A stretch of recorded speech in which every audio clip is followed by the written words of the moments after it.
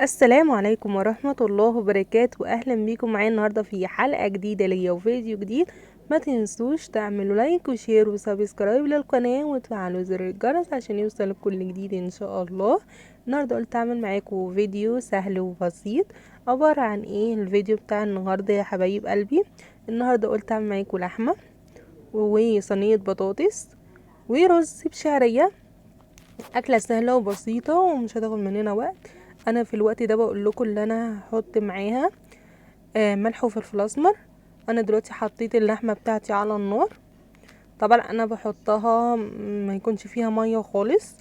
انا عكس الناس تماما اللي بتحط ميه وبتغلي الميه يعني وبعد كده بتحط اللحمه بتاعتي وكده. انا ما بحبش كده. انا بحب الاول انشفها بعد كده بقى ازودها ميه. خلاص. دلوقتي انا برص معاكم البطاطس بتاعتي، وشكرا جدا للناس اللي علقت لي على الفيسبوك على اللي على الفيسبوك على الفيديو بتاعي امبارح. الفيديو بتاعي امبارح عجبني جدا وعجب يعني ناس كتيرة جدا. فشكرا بجد للناس اللي دعمتني امبارح وخلتني ان انا اتشجع النهارده ان انا انزل فيديو جديد. وان شاء الله هنزل لكم يوميا فيديو على قد ما اقدر، يعني يوميا هنزل لكم فيديو كده. دلوقتي انا بحط البطاطس زي ما انتم شايفين، وكمان حطيت شوية زيت. انا بحط لها سمنة كمان بس أنا لما اجي بحطها في الفرن. النهاردة قلت اعملها لكم بدل تبقى في الصينية كده هتتحط في الفرن بعد كده في البايركس. يعني قلت بس ايه تشكشك فوق شوية، او بمعنى صح تدي غلويتين وبعد كده بقى انزلها تحت. دلوقتي انا رصيت بقى كل البطاطس عندي زي ما انتم شايفين. بعد كده بقى هنزل عليها البصل بتاعي والطماطم وثلاث قرون فلفل. انا عشان لقيت الفلفل عندي انا حامي فهحط احط 3 بس. اما لو انتوا بتحبوا الحاجه كلها مشطشطه ممكن تحطوا 6 قرون فلفل مع شطه حاميه يعني كده. بس انا بحط 3 قرون فلفل مع ايه شطه حاميه يعني وكده عشان تدي بس طعم. يعني الفلفل الحامي مع الشطه بيدوا طعم حلو قوي. انا كده زودتها شويه ميه. هبتدي ازودها تاني ميه وعشان خاطر ان هي يعني تشكشك مع بعضها او تغلي مع بعضها. بعد كده هقول لكم هنعمل ايه تاني.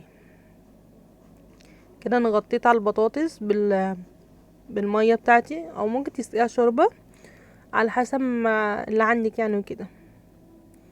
بس انا عشان لسه حاطه اللحمه بتاعتي على النار هحط معاهم ميه، وفي الاخر هحط لها بقى شويه شوربه. دلوقتي انا بقطع بقى البصل بتاعي الفلفل بتاعي زي ما انتم شايفين كده. انا بقطعه حتت صغيره احطه بقى عليها. ده كده قرنين مش 3 قرون. انتوا ممكن تزودوا على حسب ما انتوا بتحبوا يعني الشطه وكده. دلوقتي بقى هبتدي احط بقى ايه الرز بتاعي بقى على النار. انا بسخن الحله اللي هعمل فيها الرز. هبتدي بقى ان انا انزل بقى عليها سمنه وزيت عشان تدي طعم حلو جدا للرز بتاعي. انا بستخدم سمنه بلدي في الاكل وفي الحلويات. انا ما بستخدمش اي سمنه يعني وكده. خلاص. البركه يعني والدتي ويعني هي اللي بتعلمني يعني الاكل وكده. ربنا يخليها لي يا رب. دلوقتي انا بحط في البطاطس هناك ملح وفلفل اسمر وكمون وكزبره ناشفه. دي التتبيله بتاعتي اللي بحطها علشان تخلي الاكل يعني يستوي بسرعه يعني وكده. اول حاجه انا حطيتها الفلفل الاسمر بعد كده الملح.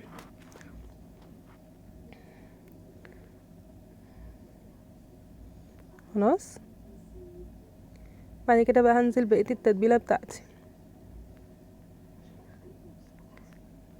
دلوقتي انا حطيت شويه شطه صغيرين مش كتار عشان القرون الفلفل اللي انا حطاها. بقى لو عندك بقى طفل ما تحطيش ولا قرون فلفل ولا تحطي شطه عشان يعني يعرف ياكل معاكي وكده.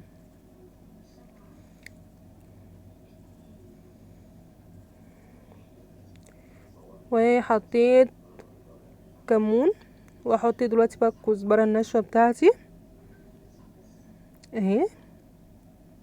هبتدي معاكم بعد كده اعمل بقى الرز بتاعي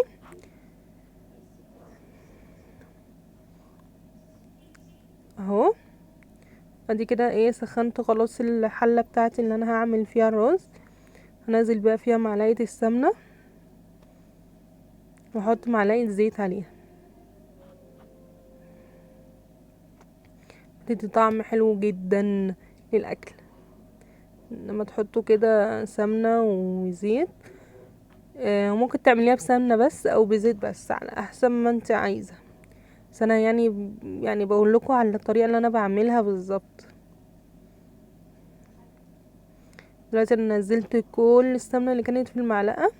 ابتدي بعد كده بقى ايه، انا احط الزيت بتاعي.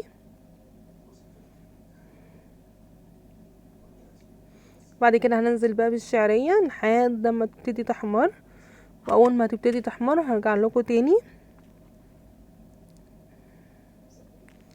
وما تنسوش تعملوا لايك وشير وسبسكرايب للقناه وتفعلوا زر الجرس عشان يوصل كل جديد ان شاء الله. وتكتبوا لي تحت في التعليقات عايزين وصفات ايه تاني، واللي بيتابعني على الفيسبوك برضو يقول لي ايه الوصفات اللي هو عايزني اللي انا اعملها علشان اعملها له يعني وكده. اي وصفة حبايب قلبي يطلبوها انا هعملها ان شاء الله. وايه اكتر حاجة انتوا بتحبوها، الحلو ولا الحادق؟ دلوقتي انا هوريكم بقى اللحمة اللي هي خلاص نشفت بقى. هبتدي انزل عليها المية بتاعتي. انت ممكن تحطي مية مغلية او مية دافية، انا بستخدم مية من الحنفية عادي. بصوا انا كده ايه بقلبها يعني، وبتأكد ان خلاص ميتها نشفت تماما. لو انت بقى حابة تعمليها ناشفة خالص بتزودي بق مية ببق مية. بعد كده بقى ايه بتحطيها.